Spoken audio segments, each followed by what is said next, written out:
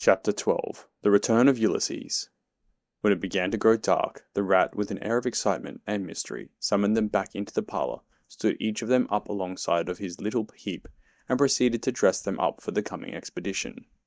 He was very earnest and thoroughgoing about it, and the affair took quite a long time. First, there was a belt to go round each animal, and then a sword to be stuck into each belt, and then a cutlass on the other side to balance it, then a pair of pistols, a policeman's truncheon, several sets of handcuffs, some bandages and sticking plaster, and a flask and a sandwich case. The badger laughed good-humouredly, and said, "All right, Ratty, it amuses you, and it doesn't hurt me. I'm going to do all I've got to do with this here stick." But the rat only said, "Please, Badger, you know I shouldn't like you to blame me afterwards and say I had forgotten anything." When all was quite ready, the badger took a dark lantern in one paw, grasped his great stick with the other, and said, "Now then, follow me. Mole first, 'cause I'm very pleased with him. Rat next, Toad last. And look here, Toady, don't chatter so much as usual, or you'll be sent back as sure as fate." The Toad was so anxious not to be left out that he took up the inferior position assigned to him without a murmur, and the animals set off. The badger led them along by the river for a little way, and then suddenly swung himself over the edge into a hole in the river bank, a little above the water. The mole and the rat followed silently, swinging themselves successfully into the hole as they had seen the badger do. But when it came to Toad's turn, of course he managed to slip and fall into the water with a loud splash and a squeal of alarm. He was hauled out by his friends, rubbed down and wrung out hastily, comforted and set on his legs. But the badger was seriously angry, and told him that the very next time he made a fool of himself, he would most certainly be left behind. So at last they were in the secret passage, and the cutting out expedition had really begun. It was cold, and dark, and damp, and low, and narrow, and poor Toad began to shiver, partly from dread of what might be before him, partly because he was wet through. The lantern was far ahead, and he could not help lagging behind a little in the darkness. Then he heard the rat call out warningly, "Come on, Toad!"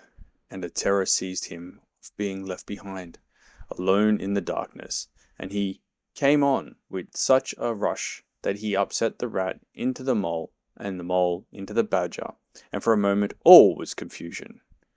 The badger thought they were being attacked from behind, and, as there was no room to use a stick or a cutlass, drew a pistol, and was on the point of putting a bullet into Toad. When he found out what had really happened, he was very angry indeed, and said, "Now this time that tiresome Toad shall be left behind." But Toad whimpered, and the other two promised that they would be answerable for his good conduct, and at last the badger was pacified, and the procession moved on, only this time the rat brought up the rear, with a firm grip on the shoulder of Toad. So they groped and shuffled along, with their ears pricked up and their paws on their pistols, till at last the badger said, "We ought by now be pretty nearly under the hall." Then suddenly they heard, far away as it might be, and yet apparently nearly over their heads, a confused murmur of sound, as if people were shouting and cheering and stamping on the floor and hammering on tables. The Toad's nervous terrors all returned, but the badger only remarked placidly, "They are going it, the weasels." The passage now began to slope upwards. They groped onward a little further, and then the noise broke out again, quite distinct this time, and very close above them. "Hooray! Hooray! Hooray! Hooray!" they heard, and the stamping of little feet on the floor, and the clinking of glasses as little fists pounded on the table. "What a time they're having," said the badger. "Come on." They hurried along the passage till it came to a full stop, and they found themselves standing under the trapdoor that led up into the butler's pantry. Such a tremendous noise was going on in the banqueting hall that there was little danger of their being overheard. The badger said, "Now, boys, all together," and the four of them put their shoulders to the trapdoor and heaved it back. Hoisting each other up, they found themselves standing in the pantry, with only a door between them and the banqueting hall, where their unconscious enemies were carousing. The noise as they emerged from the passage was simply deafening. At last, as the cheering and hammering slowly subsided, a voice could be made out saying, "Well, I do not propose to detain you much longer." Great applause. But before I resume my seat, renewed cheering, I should like to say one word about our kind host, Mr. Toad. We all know Toad. Great laughter.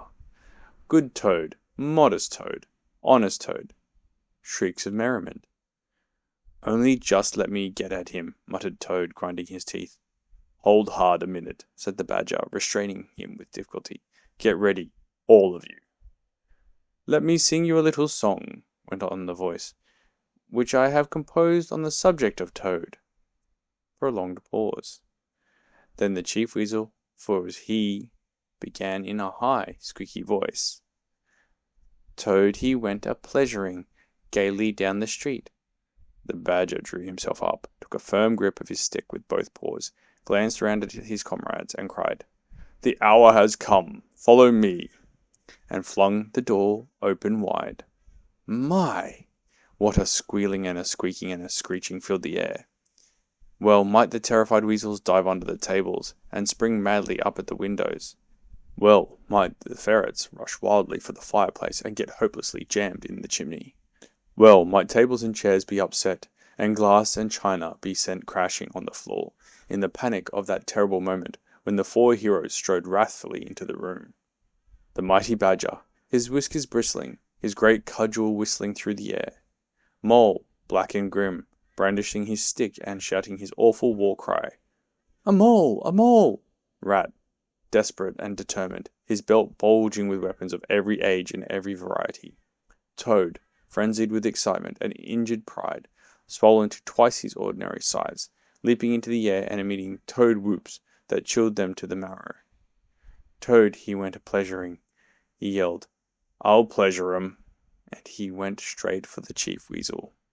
They were but 4 in all, but to the panic-stricken weasels the hall seemed full of monstrous animals, grey, black, brown, and yellow, whooping and flourishing enormous cudgels, and they broke and fled with squeals of terror and dismay, this way and that, through the windows, up the chimney, anywhere to get out of reach of those terrible sticks. The affair was soon over. Up and down the whole length of the hall strode the 4 friends, whacking with their sticks at every head that showed itself, and in 5 minutes the room was cleared. Through the broken windows the shrieks of terrified weasels, escaping across the lawn, were borne faintly to their ears. On the floor lay prostrate some dozen or so of the enemy, on whom the Mole was busily engaged in fitting handcuffs. The Badger, resting from his labours, leant on his stick and wiped his honest brow. Mole, he said, you're the best of fellows. Just cut along outside and look after those stoat sentries of yours, and see what they're doing. I've an idea that, thanks to you, we shan't have much trouble from them tonight. The Mole vanished promptly through a window, and the Badger bade the other 2 set a table on its legs again, pick up knives and forks and plates and glasses from the debris on the floor, and see if they could find materials for a supper. I want some grub, I do, he said in a rather common way he had of speaking. Stir your stumps, Toad, and look lively. We've got your house back for you, and you don't offer us so much as a sandwich. Toad felt rather hurt that the Badger didn't say pleasant things to him, as he had to the Mole, and tell him what a fine fellow he was, and how splendidly he had fought. For he was rather particularly pleased with himself, and the way he had gone for the Chief Weasel, and sent him flying across the table with one blow of his stick. But he bustled about, and so did the Rat, and soon they found some guava jelly in a glass dish, and a cold chicken, a tongue that had hardly been touched, some trifle, and quite a lot of lobster salad. And in the pantry they came upon a basketful of French rolls, and any quantity of cheese, butter, and celery. They were just about to sit down, when the Mole clambered in through the window, chuckling with an armful of rifles.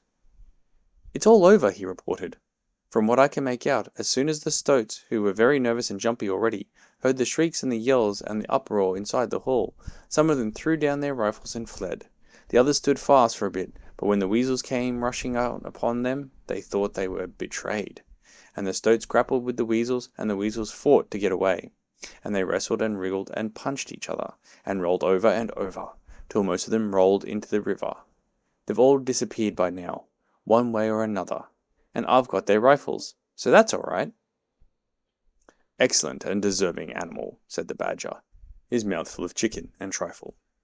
Now there is just one more thing I want you to do, Mole, before you sit down to your supper along with us. And I wouldn't trouble you, only I know I can trust you to see a thing done. And I wish I could say the same of everyone I know. I'd send Rat if he wasn't a poet.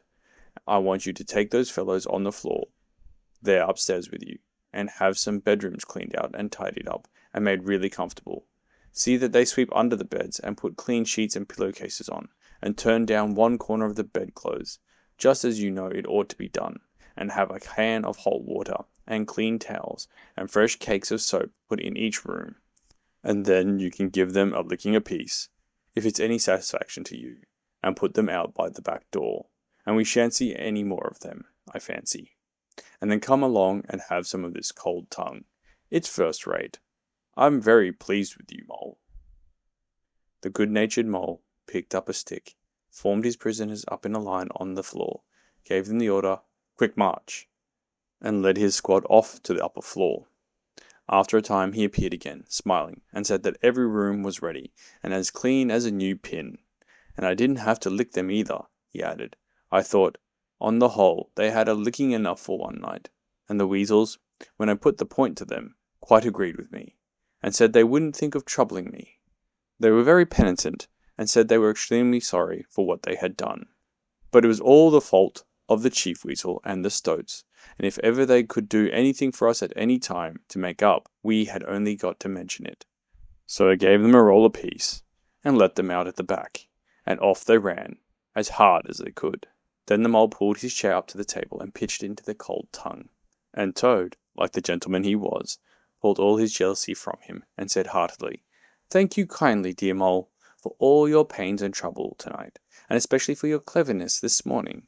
The Badger was pleased at that, and said, "There spoke my brave Toad." So they finished their supper in great joy and contentment, and presently retired to rest between clean sheets, safe in Toad's ancestral home, won back by matchless valour, consummate strategy, and proper handling of sticks. The following morning, Toad, who had overslept himself as usual, came down to breakfast disgracefully late, and found on the table a certain quantity of eggshells, some fragments of cold and leathery toast, a coffee pot 3/4 empty, and really very little else, which did not tend to improve his temper, considering that, after all, it was his own house. Through the French windows of the breakfast room, he could see the Mole and the Water Rat sitting in wicker chairs out on the lawn, evidently telling each other stories, roaring with laughter and kicking their short legs up in the air. The Badger, who was in an armchair and deep in the morning paper, merely looked up and nodded when Toad entered the room. But Toad knew his man, so he sat down and made the best breakfast he could, merely observing to himself that he would get square with the others sooner or later. When he had nearly finished, the Badger looked up and remarked shortly, "I'm sorry, Toad, but I'm afraid there's a heavy morning's work in front of you. You see, we really ought to have a banquet at once, to celebrate this affair. It's expected of you. In fact, it's the rule." "Oh, all right," said the Toad readily. "Anything to oblige. Though why on earth you should want to have a banquet in the morning, I cannot understand. But you know I do not live to please myself, but merely to find out what my friends want, and then try and arrange it for them." "You dear old Badger."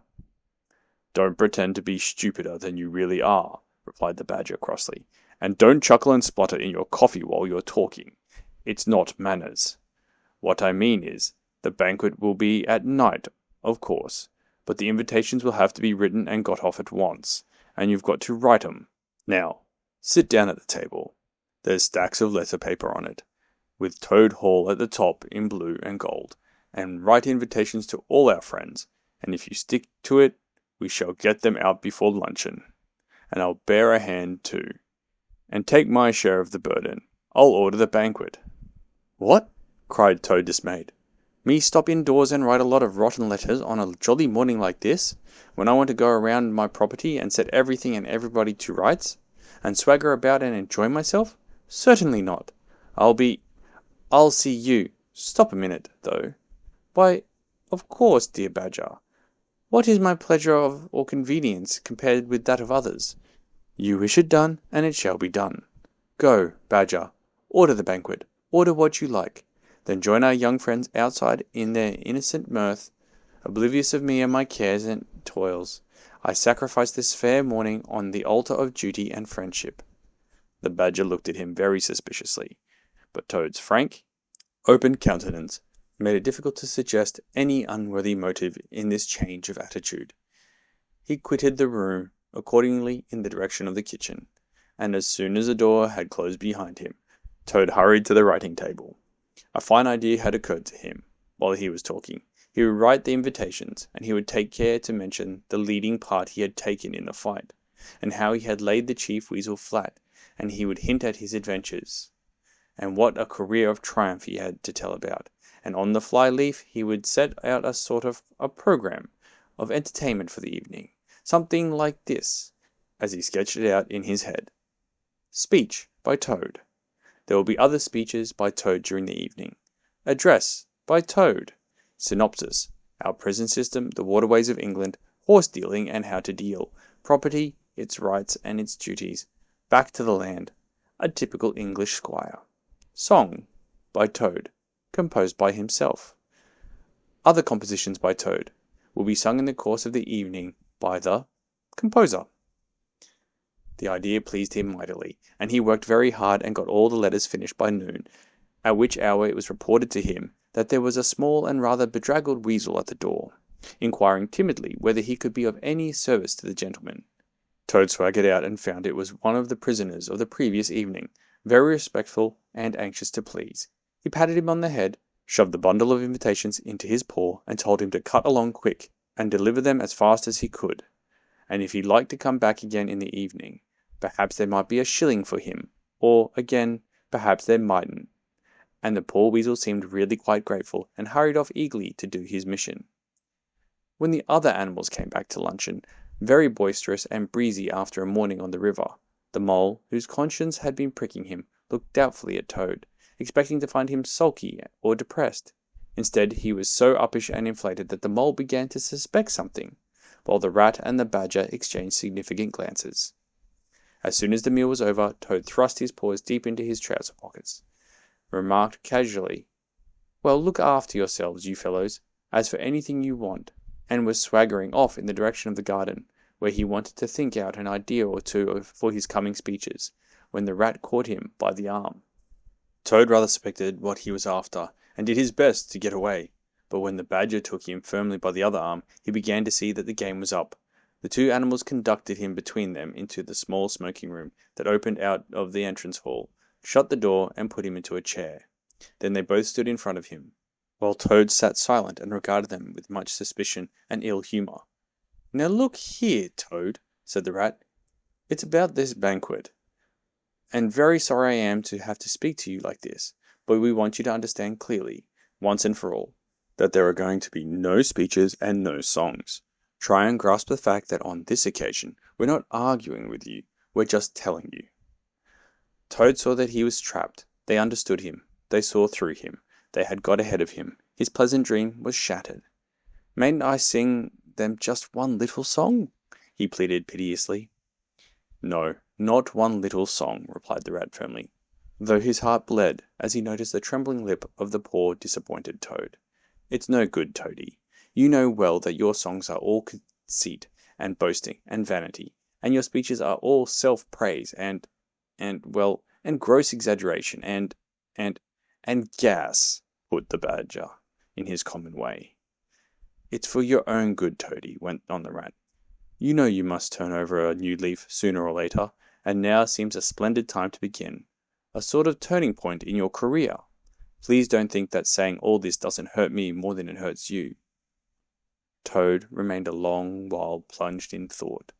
At last he raised his head, and the traces of strong emotion were visible on his features. "You have conquered, my friends," he said in broken accents.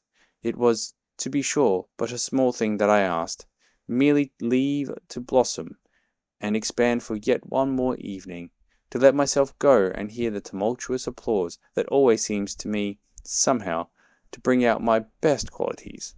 However, you are right, I know, and I am wrong. Henceforth I will be a different Toad, my friends. You shall never have occasion to blush for me again. But, oh dear, this is a hard world." And pressing his handkerchief to his face, he left the room with faltering footsteps. "Badger," said the rat, "I feel like a brute. I wonder what you feel like." "Oh, I know, said the badger gloomily. "But the thing had to be done. This good fellow has got to live here, and hold his own, and be respected.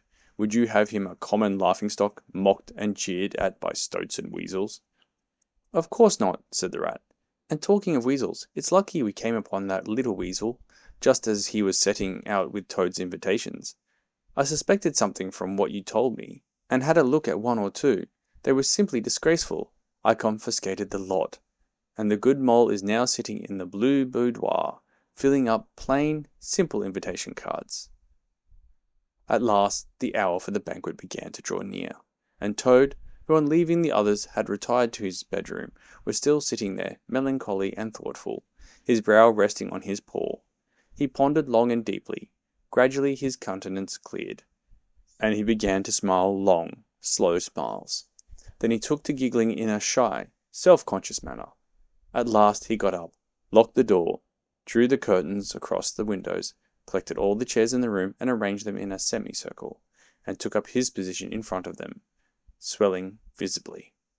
Then he bowed, coughed twice, and, letting himself go, with uplifted voice he sang, to the enraptured audience that his imagination so clearly saw, Toad's last little song. The Toad came home. There was panic in the parlours, and howling in the halls. There was crying in the cowsheds, and shrieking in the stalls. When the Toad came home. When the Toad came home, there was smashing in of window, and crashing in of door. There was shiving of weasels that fainted on the floor. When the Toad came home. Bang go the drums, the trumpeters are tooting, and the soldiers are saluting, and the cannon they are shooting, and the motor cars are hooting, as the hero comes. Shout hooray! And let each one of the crowd try and shout it very loud, in honour of an animal of whom you're justly proud, for it's Toad's great day. He sang this very loud, with great unction and expression, and when he had done, he sang it all over again. Then he heaved a deep sigh, a long, long, long sigh. Then he dipped his hairbrush in the water jug, parted his hair in the middle, and plastered it down very straight and sleek on each side of his face, and, unlocking the door, went quietly down the stairs to greet his guests, who he knew must be assembling in the drawing-room. All the animals cheered when he entered, and crowded round to congratulate him, and say nice things about his courage, and his cleverness, and his fighting qualities. But Toad only smiled faintly, and murmured, "Not at all," or sometimes, for a change, "On the contrary." Otter, who was standing on the hearthrug, describing to an admiring circle of friends exactly how he would have managed things had he been there, came forward with a shout, threw his arm round Toad's neck, and tried to take him round the room in triumphal progress. But Toad, in a mild way, was rather snubby to him, remarking gently, as he disengaged himself, "Badgers was the mastermind. The mole and the water rat bore the brunt of the fighting. I merely served in the ranks and did little or nothing." The animals were evidently puzzled and taken aback by this unexpected attitude of his, and Toad felt, as he moved from one guest to the other, making his modest responses, that he was an object of absorbing interest to everyone. The Badger had ordered everything of the best, and the banquet was a great success. There was much talking and laughter and chaff among the animals, but through it all, Toad, who of course was in the chair, looked down his nose and murmured pleasant nothings to the animals on either side of him. At intervals he stole a glance at the Badger and the Rat, and always when he looked they were staring at each other with their mouths open, and this gave him the greatest satisfaction. Some of the younger and lively animals, as the evening wore on, got whispering to each other that things were not so amusing as they used to be in the good old days, and there was some knockings on the table and cries of "Toad, speech! Speech from Toad! Song! Mr. Toad's song!" But Toad only shook his head gently, raised one paw in mild protest, and, by pressing delicacies on his guests, by topical small talk, and by earnest inquiries after members of their families, not yet old enough to appear at social functions, managed to convey to them that this dinner was being run on strictly conventional lines. He was indeed an altered toad. After this climax, the four animals continued to lead their lives, so rudely broken in upon by civil war, in great joy and contentment, undisturbed by further risings or invasions.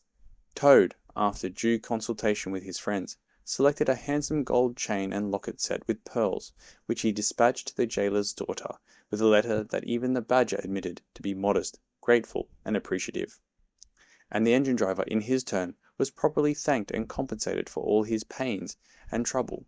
Under severe compulsion from the badger, even the barge woman was, with some trouble, sought out, and the value of her horse discreetly made good to her, though Toad kicked terribly at this, holding himself to be an instrument of fate, sent to punish fat women with mottled arms who couldn't tell a real gentleman when they saw one.